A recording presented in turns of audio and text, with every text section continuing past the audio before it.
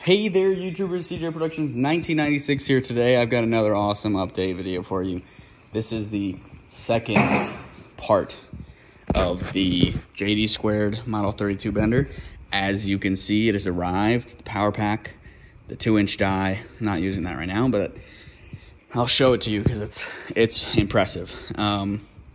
So last we left off, I had the 1-inch die, I made the pedestal, and I installed the RAM. Yesterday, power pack, and the die came in. So, yesterday I just drilled, marked with I kind of just laid this where I wanted it, Sharpied the holes, they're slots, and then I center punched and drilled the holes, and it fit. It did come in damaged. This fan shroud was caved in, so it actually rubbed the fan, and that's what all these little bits of plastic are. It was so loud. I was like, holy cow, there's something wrong. So my coworker came in today, and we just looked down there and noticed that it was caved in. Pretty cool. It comes with a magnetic dongle with a lot of cord, so you don't have to worry about that. A lot of hose, or at least a decent amount, probably 4 feet of hose. And a switch. I'll switch it on. It's a lot quieter than it was before. It was pretty obnoxiously loud. And it takes ISO 68 hydraulic fluid, which I got a 5-gallon bucket of that for 150 bucks down like 100 feet down the road or something like that. They're not that far away. I installed the pointer. I obviously got to cut it, but I just bent it like they showed. I was just making the template for the die. So this is 68 thou wall 303 stainless, I believe. And I've used this in projects before, like my Beskar steel spear, sorry. So we have a ton of this. We use it to make gauge tubes. So this is just a piece that I had. This was the first bend I ever did.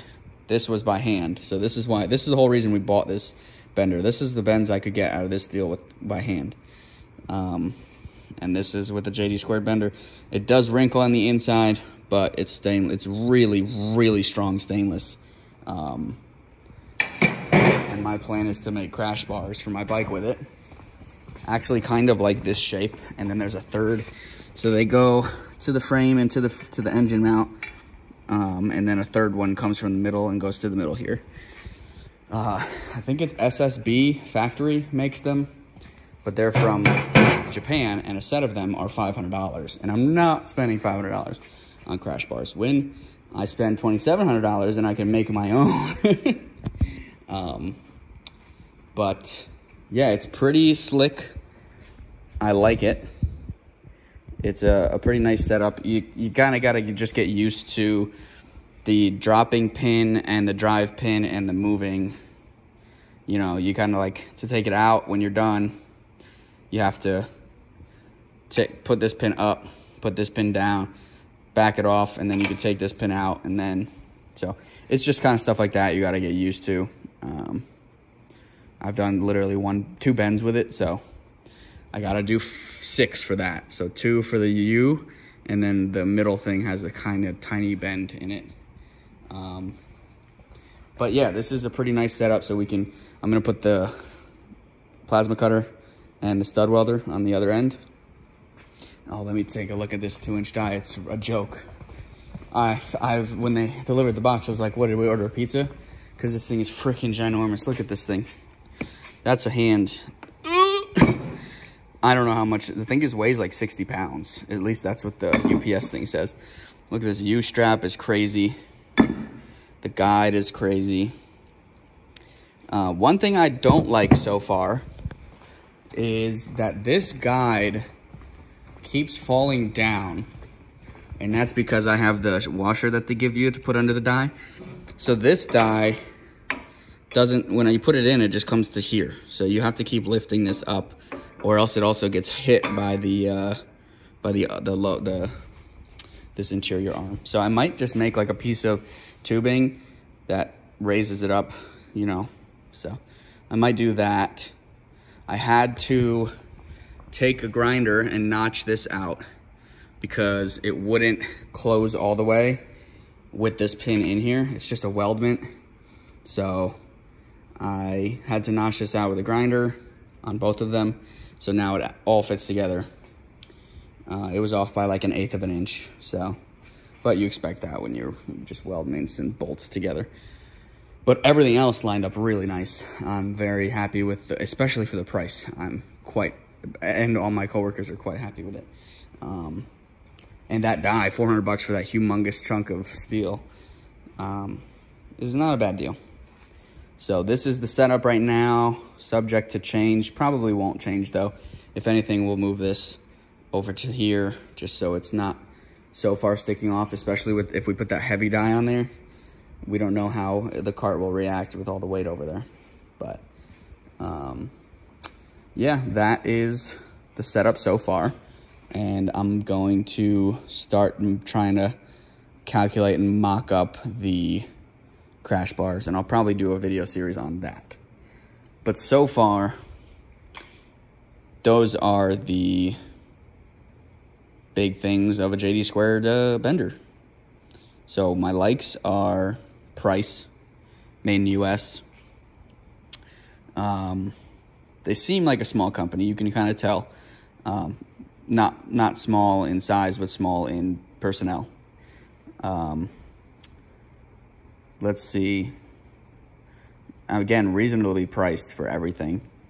I talk about if you watch the previous video, or the previous video, I talked about the pricing on hydraulic stuff.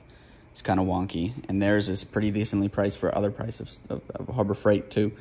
I haven't had to call them besides, so the dislike so far was the no telling us about lead times. We're 2 weeks out, so that's kind of a stupid thing. This, that I had to grind it, but I mean, it's a weldment. What do you expect? And they could have packaged that motor better. It got stove in on shipping. So if they just put like a piece of wood around it or something, I don't know. But don't like how that got stove in.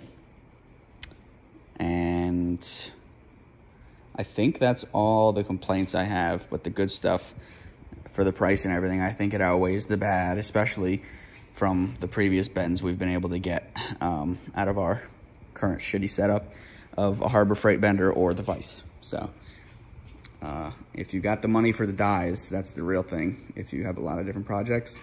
But since we have a ton of that 1-inch stainless, and we're going to continue to order it because it's what our like #1 product is made out of. So we got that in droves, and then 2-inch. So I'm going to probably make like a copy of a ranch hand and weld it to my current bumper, because my bumper is really nice, but I just have like a really cheap brush guard, like a $300 brush guard.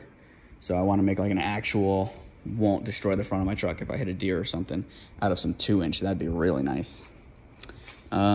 So look forward to those coming videos, hopefully. I will now start on these crash bars probably. Thanks for watching, guys. Rate, comment, subscribe. If you have any comments or questions, leave them down below, and I'll see if I can get back to you. Thanks for watching.